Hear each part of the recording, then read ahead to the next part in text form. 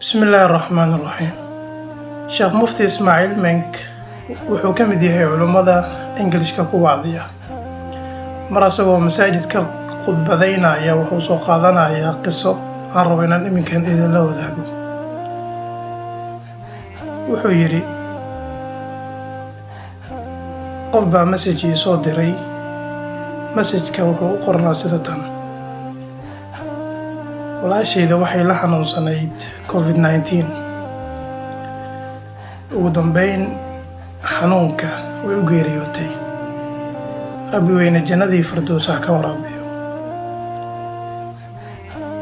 waxay aad ugu taxneyd social media gaar ahaan TikTok.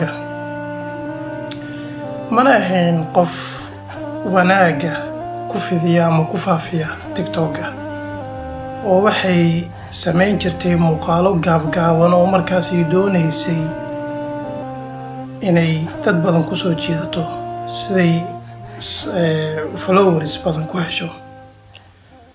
Kirideeda kadib aniga iyo walaalaha kale waxaan ku heshiinay inaan akoonkeeda mise koontadeeda aan xidhno iyo fiidiyowyada kale ku jira aan iska delete gareyno oo ka tirno. laakiin macal asaf way noqon weydataa. marka message-ka aan rabo inaan idin soo gudbiya ayaa ah: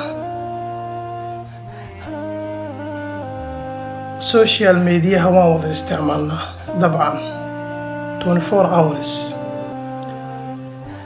marka nafsadeyda iyo nafsadiina waxaan xusuusinayaa inaan mar walba dib u eegno sawirka mise muuqaalka aan social media aan kaga tagayno sawirka uu yeelanayo.